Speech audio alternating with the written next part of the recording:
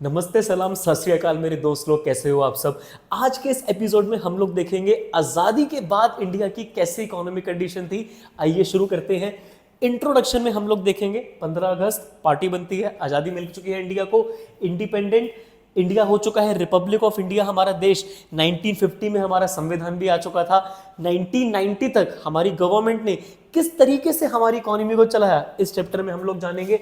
हमारा गोल क्या था, सबका भला हो, सिर्फ रिच का भला हो, पुअर लोगों पे फोकस करा जाए, ऐसा नहीं, सबका बेनिफिट होना चाहिए था। नेहरू जी की प्रेफरेंस थी सोशलिस्ट मॉडल हो, पर सोवियत यूनियन, जब यूएसएसआर था, जब रशिया यूक्रेन सब एक देश में काउंट करे जाते थे, तो प्राइवेट प्रॉपर्टी नहीं थी। मतलब कि खेती बाड़ी करनी है, सरकार का लैंड है, तुम्हें घर में रहना है, सरकार को किराया दो। तो ऐसा सिस्टम नहीं चाहते थे हमारे नेहरू जी। वो चाहते थे कि इंडिया को मिक्स्ड मॉडल दिया जाए, सरकार अपना काम चलाए, सोशलिज्म भी हो, कैपिटलिज्म, कैपिटल इन्वेस्टर्स को भी परमिशन दी जाए अपनी प्राइवेट प्रॉपर्टीज को ऑपरेट करने के लिए। दोस्तों, फीचर पब्लिक सेक्टर पे ज्यादा फोकस करा गया था, प्राइवेट प्रॉपर्टी को अलाउ कर दिया था, हर इंडस्ट्री में नहीं, कुछ इंडस्ट्री में। डेमोक्रेटिक देश हमारा, आप सब लोग जानते हैं, गवर्नमेंट की प्लानिंग प्लस प्राइवेट सेक्टर दोनों ने मिलकर देश को चलाया आजादी के बाद। इंडस्ट्रियल पॉलिसी रेजोल्यूशन 1948 में जो आया था ना प्यारे दोस्तों, ये रेजोल्यूशन हमारी इंडिया की इंडस्ट्रीज को 4 पार्ट्स में क्लासिफाई करता था। सिलेबस में नहीं है, आपको सिर्फ ये याद रखना है। पहला रेजोल्यूशन कब आया था? 1948 में आया था दोस्तों। सेकंड कब आया था? 1956 में, और वो इंपॉर्टेंट है, जब आएगा तब बात करेंगे। डायरेक्टिव प्रिंसिपल हमारे कॉन्स्टिट्यूशन में बताया गया है कि कैसे कैसे सरकार नियम कानून बनाएगी, कैसे इकोनॉमिक डेवलपमेंट होगी, तो वो सब चीजें हमारे कॉन्स्टिट्यूशन में ऐड करी गई। 1950 15 मार्च PCI, planning commission of India का इंट्रोडक्शन करा जाता है, शुरुआत करी जाती है। प्लान बनाए जाएंगे 5 साल के, 20 साल के इंडिया की डेवलपमेंट करने के लिए। हर चीज डिटेल में आएगी, रुक जाओ, शांति रखो, सब आएगा। पहला प्लान शुरू करा गया 1951 से 1956 तक के लिए था। Different types of economic system, भाई कैपिटलिस्ट होता है, कैपिटलिस्ट जैसे कि अमेरिका में क्या होता है, प्राइवेट लोग अपने हिसाब से काम करते हैं, दवाइयां बनाते हैं, हो गए, फिर टूल्स बनाते हैं, सीड्स बनाते हैं, प्रॉफिट के लिए काम करते हैं।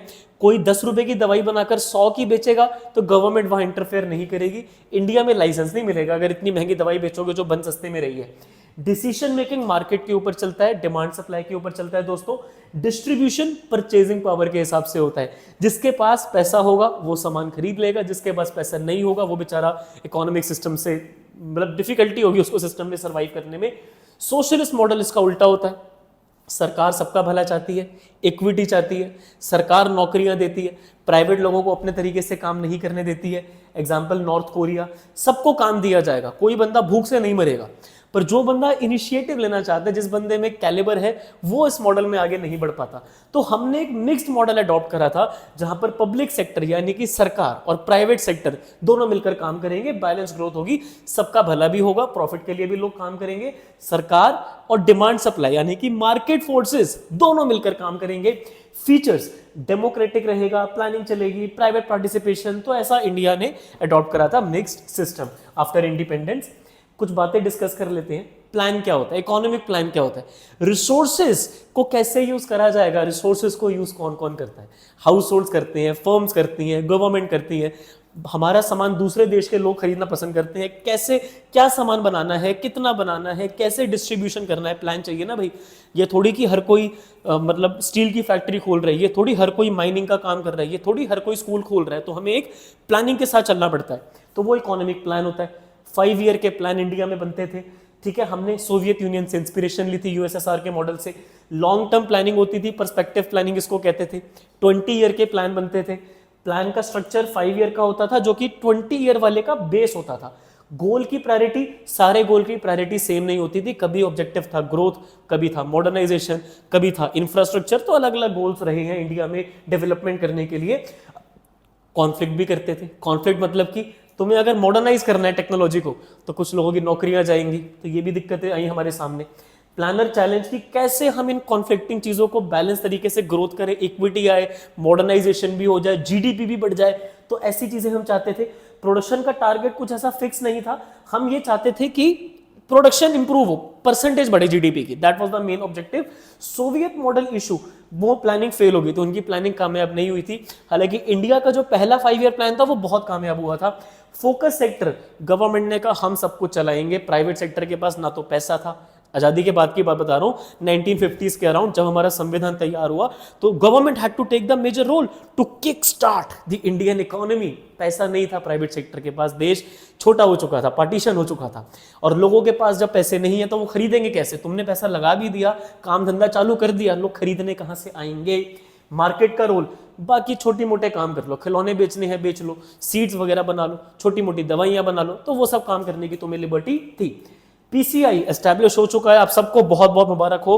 तारीख है 15 मार्च 1950। सरकार ने कहा अब होगी जोरदार तरीके से प्लानिंग, 5 साल 20-20 साल के प्रॉपर कट्टर तरीके से प्लान बनेंगे। 1951 से लेकर 1956 में पहला प्लान इंट्रोड्यूस करा जाएगा। इसका ऑब्जेक्टिव होगा एग्रीकल्चर को सुधारना है। ब्रिटिशर्स ने जमींदारी सिस्टम के थ्रू एग्रीकल्चर की बैंड बजा रखी थी, चैप्टर नंबर 1 में तुमने देखा था। तो ये फोकस था पहले प्लान का, भी आएगा, इस बारे में हम डिस्कशन करेंगे। प्रशांत चंद्र महलनोबिस, फुल फॉर्म याद रख लेना, एमसीक्यू में आ सकती है। Was a very noble economist and a scientist. इनका जो मेजर कंट्रीब्यूशन था वो सेकंड 5 ईयर प्लान में बहुत ज्यादा था। मेन क्वेश्चन बच्चे इनसे पूछा जाता है इनके नाम से, इंडिया के आर्किटेक्ट कौन थे प्लानिंग के? इंडिया के who was the architect of Indian economic planning? This person, PC Mahalanobis was the legendary person. Statistician बोल लो, इकोनॉमिस्ट बोल लो, साइंटिस्ट भी थे, बहुत नॉलेजेबल पर्सन थे। इन्होंने प्लानिंग कमीशन को लीड करा था।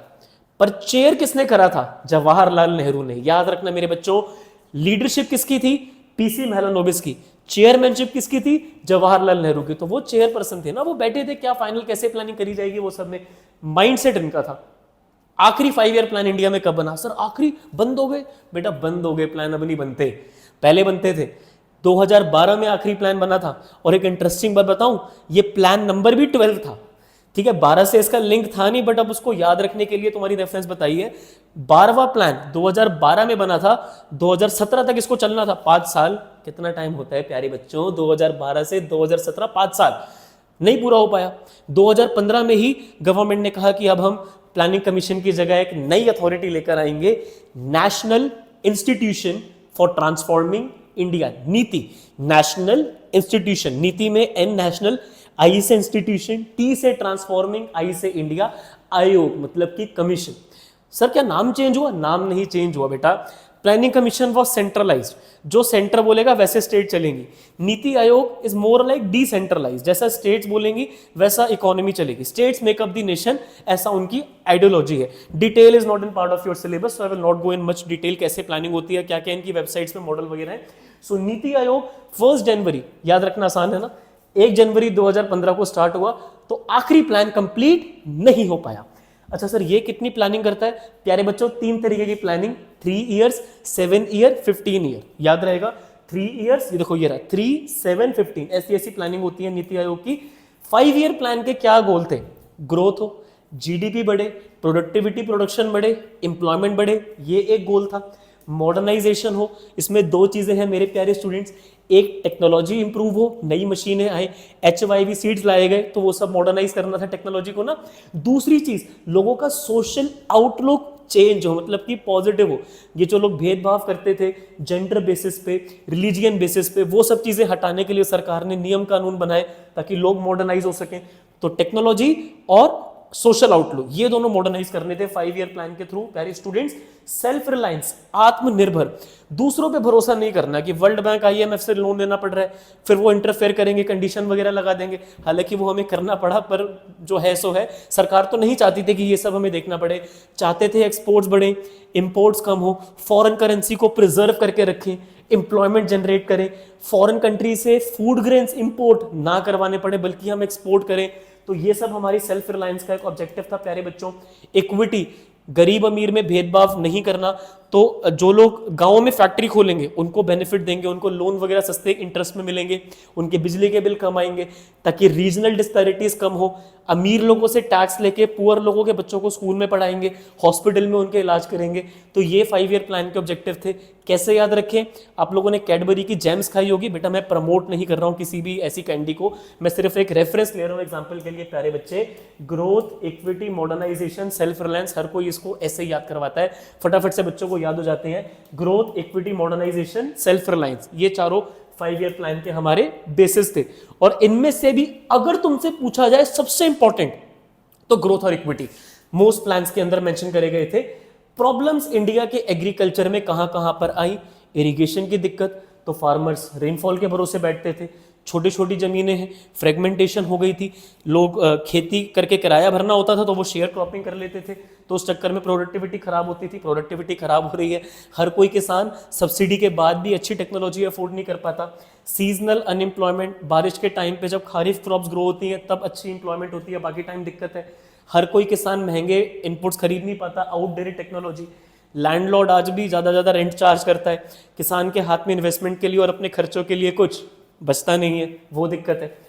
सरकार ने क्या करा इसके लिए? तो वो लेकर आए एबॉलिशन ऑफ इंटरमीडियरीज। जमींदार, तुम ये जमीन उसको दो जो बंदा खेती कर रहा है, तुम ये जमीन छोड़ दो। जमींदार बोलेगा मैं क्यों छोड़ूं, मेरे दादा परदादा ने अंग्रेजों से खरीदी तो ये जमीन मेरी, मैं तो नहीं छोड़ता। सरकार ने कहा ये पकड़ पैसे और जमीन छोड़, तो जमींदार बोलेगा फिर भी नहीं छोड़ूंगा, तुम मुझे कम पैसे दे रहे हो, मेरे बच्चे आगे जाके इसको महंगा बेचेंगे जब उन्हें जरूरत होगी, मैं आज तुम्हें क्यों बेचूं। केरला एंड वेस्ट बंगाल, बेटा 2 स्टेट्स के नाम लिए, केरला, वेस्ट बंगाल, वहां पर गवर्नमेंट ने इसको काफी सिंसियरली फॉलो करा। वहां पर काफी लैंडलॉर्ड से जमीन लेके फार्मर्स के नेम पे उन्होंने ट्रांसफर करी ताकि वो किराए से बच सकें और जो शेयर उनका हो वो उनको ही बिलोंग करे और खेती ढंग से कर पाए। बट बाकी पार्ट्स ऑफ इंडिया में अनफॉर्चुनेटली ये इतना सक्सेसफुल नहीं हो पाया। फिर मेरे बच्चे आता है आपका लैंड सीलिंग। सेंट्रल गवर्नमेंट ने कहा कि आप स्टेट्स, मतलब जो स्टेट गवर्नमेंट्स है, हर स्टेट में अपनी लैंड की साइज फिक्स कर दो कि कोई इंसान अगर उससे ज्यादा लैंड होल्ड करेगा तो वो ज्यादा वाला एरिया किसी ऐसे इंसान को दिया जाएगा जिसके पास अपना खुद का खेत नहीं है या जिसके खेत का साइज बहुत छोटा है। तो ऐसे बंदे का भला हो वो ज्यादा अच्छा है एज कंपेयर टू एक आदमी इतने बड़े खेत से पैसा कमाए। अब तुम लोग अगर ये सोच रहे हो कि सर ये गलत बात है, बेटा बहुत बड़ी लिमिट है, ठीक है। अब लोग इतने बड़े बड़े खेत लेके बैठे थे जो तुम सोच नहीं सकते, जहां तक तुम देखोगे उतना खेत एक एक आदमी लेके बैठा हुआ था। तो सरकार ने एक लिमिट लगा दी कि जो एक्स्ट्रा वाला एरिया है, लिमिट से जो एक्स्ट्रा होगा वो तुम ऐसे इंसान को दोगे जिसके पास अपना खेत नहीं है। तो लोगों ने पता है क्या करा, फार्मर्स ने, जमींदार ने वो एक्स्ट्रा लैंड अपने रिलेटिव्स के नाम करवा लिया और उनको बोला कि बुआ जी खाली कागजों पे साइन कर दो, ठीक है, और कुछ नहीं, आपकी इतनी सेवा चाहिए बस, ठीक है, बाकी और पढ़ना पढ़ना मत कि क्या कागज पे लिखा हुआ है। तो कोई चेक करने आएगा कि अच्छा ये जमीन किसकी है, वो बोलेगा जी किसी लेडी की है, मैं जानता नहीं इनको कौन सी महिला है, मेरे कोई रिश्ते में नहीं है, मुझे क्या पता कौन है। तो ऐसे लोगों ने इस लेजिस्लेशन से बचे। भाई बड़े स्मार्ट थे इंडियन लोग, अब तुम्हें क्या पता, ठीक है, आज भी बहुत स्मार्ट है sir. Technical reform, green revolution, HYV seed पे सब्सिडीज दी ताकि किसान उसको अडॉप्ट करें।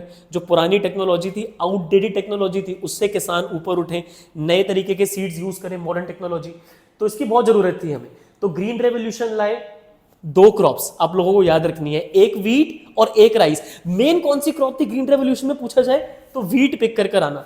मुझे आप लोगों को एक बात यहां बतानी है मेरे बच्चे, 1965 से लेकर 1975 तक ग्रीन रेवोल्यूशन का ना पहला फेज था और 1975 से लेकर 1985 तक दूसरा फेज था। सरकार ने HYV seeds, fertilisers, pesticides, insecticides पर सब्सिडी दी। अमेरिका से सीड्स मंगवाए गए थे चावल गेहूं के, और मेन फायदा हमें गेहूं में देखने को मिला था। और वो भी कौन सी स्टेट में सबसे ज्यादा फायदा मिला था पूछा जाए तो मेरे बच्चे पंजाब लिख कर आना, याद रखना। कौन सा क्रॉप मोस्ट बेनिफिटेड? वीट। कौन सी स्टेट मोस्ट बेनिफिटेड? पंजाब थी मेरे दोस्तों। तो 20 साल तक ये चला। 1966 में और 67 में ना बड़ा गंदा, मतलब बुरा हुआ, ड्रॉट पड़ा, बारिश हुई नहीं, रेनफॉल की दिक्कत रही। तो हमें कुछ ऐसा ऑल्टरनेटिव चाहिए था जिससे हम किसानों की मदद कर पाए। तो हमने हाई यील्डिंग वैरायटी सीड्स को इंपोर्ट करवाया अमेरिका से। MS स्वामीनाथन, एग्रीकल्चरल इकोनॉमिस्ट, जिनका माइंडसेट था सीड्स को इंपोर्ट करवाने के पीछे। और एग्रीकल्चरल साइंटिस्ट कौन थे?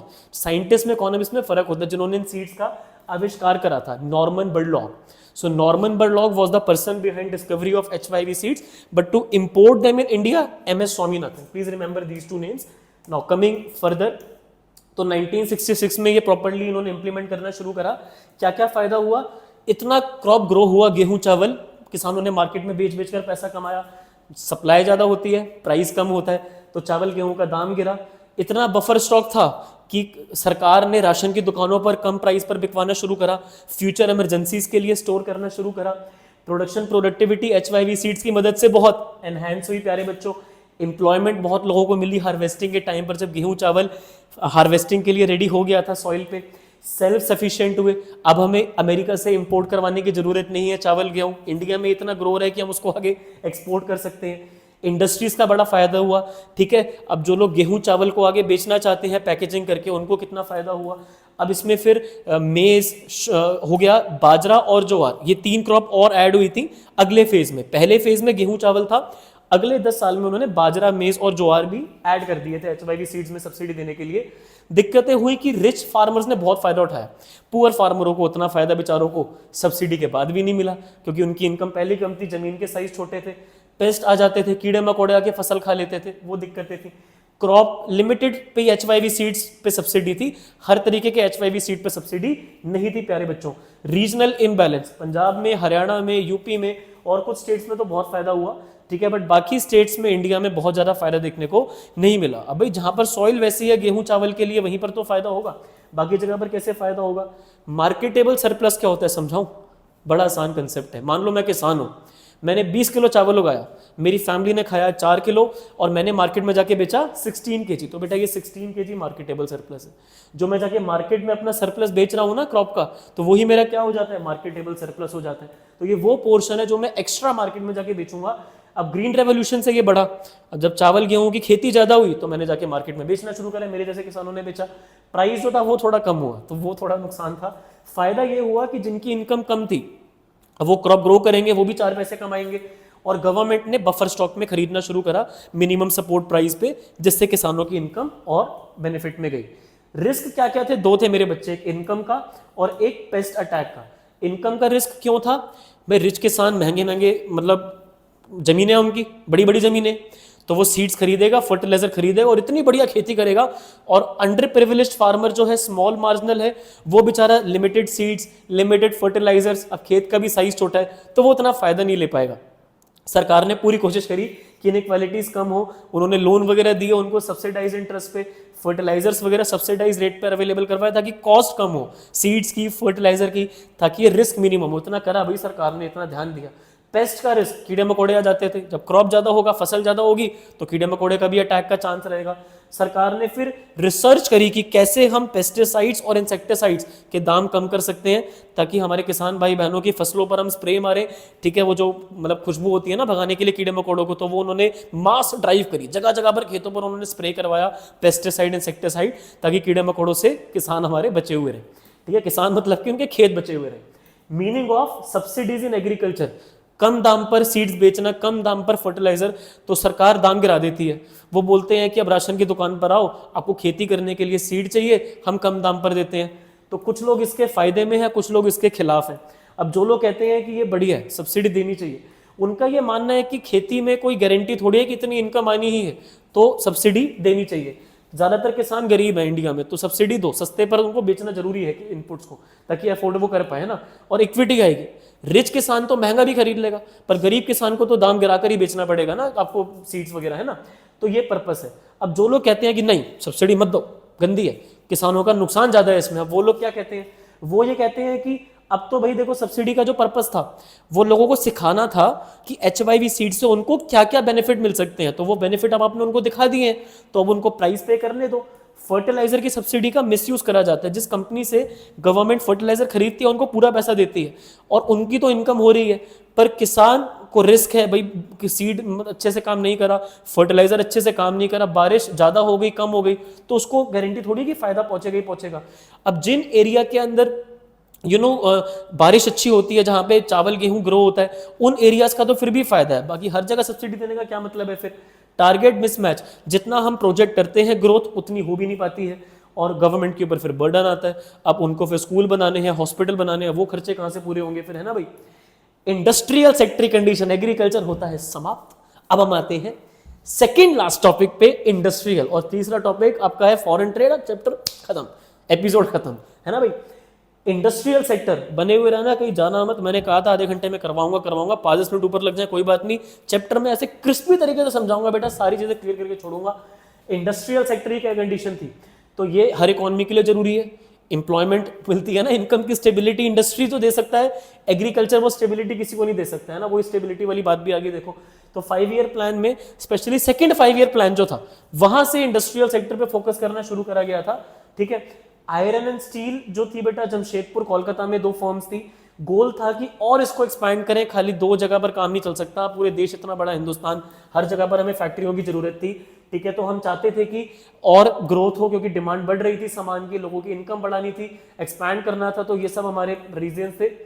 गवर्नमेंट का मेन रोल था क्योंकि प्राइवेट सेक्टर के पास इतनी इनकम थी नहीं कि वो कैपिटल इन्वेस्ट करें और उनको कोई गारंटी भी नहीं थी कि उनका बिजनेस अच्छे से ऑपरेट कर पाएगा। तो government had to do mining, government had to operate vehicles, Maruti company उन्होंने स्टार्ट करी, इंश्योरेंस के लिए उन्होंने LIC स्टार्ट करी, उन्होंने ऑयल के लिए एक्सट्रैक्ट करने के लिए ONGC स्टार्ट करा, oil and natural gas corporation, IIT शुरू करा, IIM शुरू करा, एजुकेशन इंस्टीट्यूशंस, क्योंकि प्राइवेट को इतना स्कोप नहीं था ना, तो government had to take the main role. वही सब लिखा हुआ है यहाँ पे बच्चे।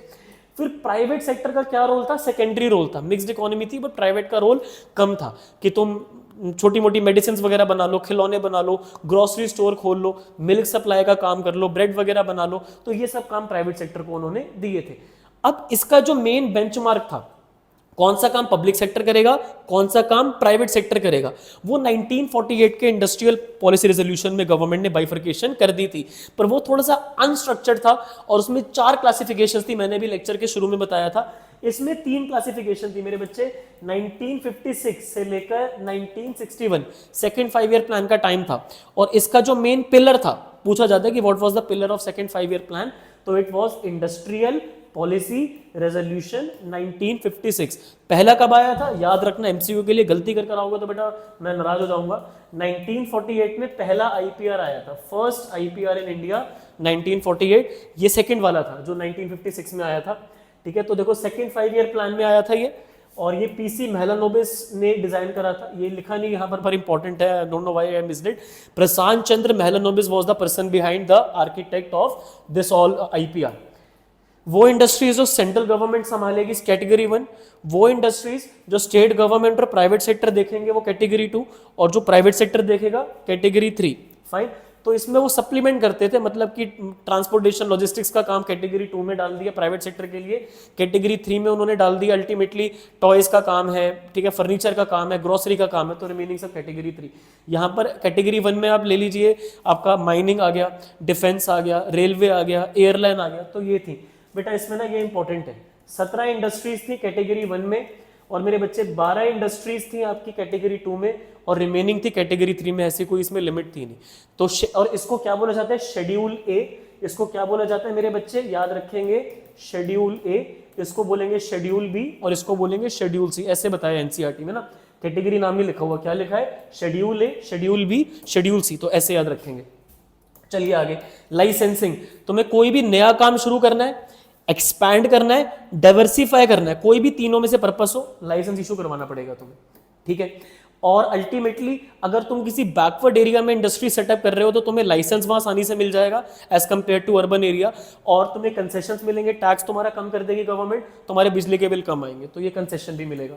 स्मॉल स्केल इंडस्ट्री 1955 में Khadi and village industry commission under Karve committee, he was an economist who recommended welfare of small scale industries, proposed limit of ₹5 lakh in plant and machinery। तो जो इंडस्ट्रीज इस लिमिट के साथ प्लांट मशीनरी की investment करके अपना business शुरू कर रही हैं, they are entitled to get registration under SSI, small scale industries, and they will be entitled with so many benefits from the government. What kind of benefits? Loans at subsidized rate of interest, electricity tariff concessions कर देंगे, and sometimes they will declare tax holiday and they will provide license at no time. So these were the benefits to small scale industries. Reason एक ही है, labour के काम ज्यादा है ना, उस टाइम पर 5 लाख रुपए में तुम्हारी कोई बहुत हैवी मशीन नहीं आ जाती थी, तो तुम्हें लेबर का ज्यादा काम करना है, तुम्हें कोई कपड़ों का टेक्सटाइल का काम करना है, तुम्हें फुटवेयर का काम करना है, जो भी है, तो तुम वहां पर लेबर का ज्यादा काम करोगे, मशीन का काम कम करोगे, क्योंकि यहाँ पर कैपिंग हो रखी है, एक लिमिट को सील कर रखा है। तो इसीलिए स्मॉल स्केल इंडस्ट्रीज जो थी वो मैक्सिमम इन्वेस्टमेंट की लिमिट से डिफाइन करी जाती थी। और तुमसे अगर पूछा जाए कि प्रेजेंट लिमिट कितनी है, बेटा लेक्चर तो मैं रिकॉर्ड कर रहा हूँ 2025 में, महीना चल रहा है सितंबर, लिमिट चल रही है अभी कितनी? 25 करोड़ रुपए स्मॉल स्केल के लिए। तुम कुछ किताबों में देखोगे 1 करोड़, कुछ किताबों में तुम देखोगे 5 करोड़, कुछ किताबों में 10 करोड़। बट 2025 का सवाल अगर पूछा जाए तो 25 से 25 याद रख लो, सबसे बढ़िया। 2025 लिमिट कितनी है?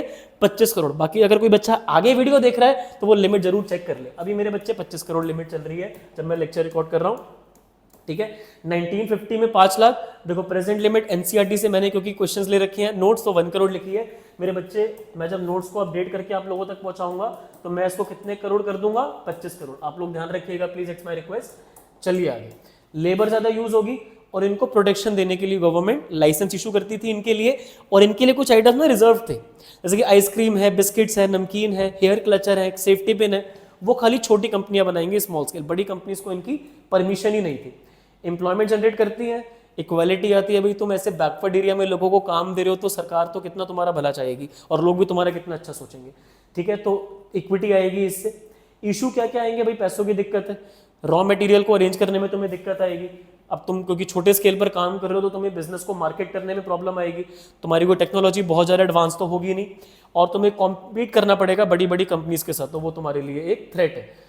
आते हैं चैप्टर के मेन लास्ट टॉपिक पे, इंपोर्ट सब्स्टिट्यूशन पॉलिसी। एक बात बताऊं, 2 चीजें हैं इसमें, एक टैरिफ और एक है कोटा मेरे बच्चे।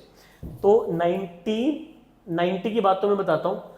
तुम्हें पता है कितना टैरिफ था? सुन के हैरान हो जाओगे। बाहर से कोई सामान हिंदुस्तान में मंगवाया जाता था, हमारी सरकार 355% तो उस पर टैरिफ लगा देती थी कि इतना तो पहले सरकार को दो, जितने का सामान है उसका 355% सरकार को दो, फिर आगे बात करो।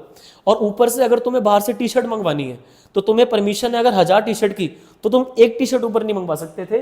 तो वो कोटा तुम्हारा फिक्स था, क्योंकि हम डिस्करेज करते थे इंपोर्ट्स को। इंपोर्ट को क्या करो? सब्सटीट्यूट करो। इंपोर्ट को सब्सटीट्यूट करो डोमेस्टिक प्रोडक्ट से। बाहर की टी शर्ट क्यों पहननी है? इंडिया की टी शर्ट नहीं मिल रही, इंडिया की टी शर्ट पहनो। तुम्हें इंडिया में टीवी नहीं मिल रहा, बाहर से तुम्हें क्यों मंगवाना है? तो डिस्करेज करने के लिए इंपोर्ट्स को हमने ये पॉलिसी लगाई। मेरे हिसाब से पॉलिसी अच्छी नहीं थी और काफी इकोनॉमिस्ट इसके फेवर में नहीं है। लोग कहते हैं लगाओ टैरिफ, कोटा भी लगाओ, पर इतने रिस्ट्रिक्टेड नहीं यार कि तुम 355% तुम अननेसेसरी तुम टैरिफ लगा रहे हो। और बोल के मुझे हंसी आ रही है, India was a member of general agreement on tariff and trade. India GATT का मेंबर होने के बावजूद इतना इतना टैरिफ चार्ज करा था। फिर जब WTO बना तो मजाल है कि इतना टैरिफ कोई देश लगा दे, मजाल है कि इतने इतने कोटा लगा दो। पहले लगा लिया तो अलग बात है, फिर तो चलो रिफॉर्म ही आ गया 91 में, तो ये सब तो वैसे भी इनवैलिड हो गया। एक बात बताऊं, 2007-8 का बजट आया था, उसमें पता है कितनी ड्यूटी थी? 10%। 2025 में वीडियो रिकॉर्ड कर रहा हूँ, 16% के आसपास की ड्यूटी है। जीएसटी वगैरह अलग है, वो ड्यूटी पहुंच जाती है 30-50% के बीच में रफली। बट यार कहाँ 355% मेरे बच्चे और कहाँ पर 30-40% है ना ड्यूटी में। देखो कितना फर्क आ गया टैरिफ में। तो ये था हमारे लोगों को शील्ड करने के लिए, डोमेस्टिक इंडस्ट्रीज के आगे शील्ड लग गई कि तुम बनाओ बेचो, बाहर का सामान इंडिया में ना आएगा ना बिकेगा, फालतू चीज। एक्सपोर्ट को प्रमोट करो ना, जो चाइना ने करा 1978 में। उन्होंने स्पेशल इकोनॉमिक जोन बनाया, उन्होंने सामान बाहर एक्सपोर्ट करा। उन्होंने कहा कि हमारे अंदर ताकत है, हम एक्सपोर्ट करेंगे, आने तो बाहर कंपटीशन, हम एक्सपोर्ट से पैसा कमाएंगे। और हम किस चीज में रह गए? फॉरेन करेंसी रिजर्व करेंगे, फॉरेन एक्सचेंज को रिजर्व करेंगे। फिर लोन लेना पड़ा वर्ल्ड बैंक IMF से हमें आगे जाके, है ना। तो अगर हम पहले ही एक्सपोर्ट ओरिएंटेड स्ट्रेटेजी डिजाइन करते तो शायद हमारे यहाँ क्वालिटी फोन्स की, टीवी की, AC की बहुत बढ़िया होती, जैसे इंटरनेशनल स्टैंडर्ड्स है। बट क्वालिटी कभी देखी ही नहीं, क्योंकि हम रिस्ट्रिक्टेड थे, हम रुके हुए थे टैरिफ कोटा के चक्कर में। तो जो मिल रहा था वही खरीदना पड़ता था। अब कुछ फायदे तो हुए इसके, ठीक है। इंडस्ट्रियल सेक्टर का शेयर बढ़ा। 1950 में इंडस्ट्रियल सेक्टर का GDP में शेयर लगभग 12% के आसपास था पेरे स्टूडेंट्स, और 1991 तक आते आते कि डबल हो चुका था, नियर टू 25%। डाइवर्सिफिकेशन, अभी इंडिया में गाड़ियां बन रही हैं, मारुति कंपनी शुरू हुई, LIC इंश्योरेंस दे रही है। फिर इंडिया में आप देखोगे माइनिंग का काम इतना अच्छा, एयर इंडिया इतना बढ़िया सर्विस दे रही है। तो डाइवर्सिफिकेशन हुई। पहले था कॉटन का काम हो रहा है, टेक्सटाइल का, जूट का, अब हम डाइवर्सिफाई हुए। एयरलाइन ने काम करा, ऑटोमोबाइल ने काम करा, टेलीकॉम, डाइवर्सिफाई हुए। स्मॉल स्केल इंडस्ट्रीज के लिए सरकार ने क्या क्या नहीं करा, इतनी स्कीमें निकाली कि तुम्हें लोन देंगे सब्सिडाइज इंटरेस्ट पे, ये सब चीजें प्रोटेक्ट करा उनको फॉरेन कंपटीशन से। गवर्नमेंट की कंपनीज इनएफिशिएंट साबित हुई, ठीक है, लॉस में ही चली ज़्यादातर। स्पेशली मारुति की बात करें, हम MTNL की बात करें तो they were quite loss making, including Air India also. Modernisation होनी रही थी उन कंपनीज में, क्योंकि if you will try to control everything you will end up controlling nothing. तुम भगवान नहीं हो कि तुम सब कुछ कंट्रोल कर पाओगे, तो तुम्हें प्राइवेटाइजेशन पहले ही कर देना चाहिए था। Difficult to close unviable government undertakings, तो जो शुरू कर दिया वो चलाओ, अब बंद करोगे तो तुम्हारे सर पे तुम्हारे बोझ पड़ेगा। लाइसेंस का लोगों ने मिसयूज करा कि लाइसेंस मेरे पास है तो मैं कूड़ा भी बनाऊंगा तो लोग खरीदेंगे, क्योंकि और कोई ऑप्शन नहीं है।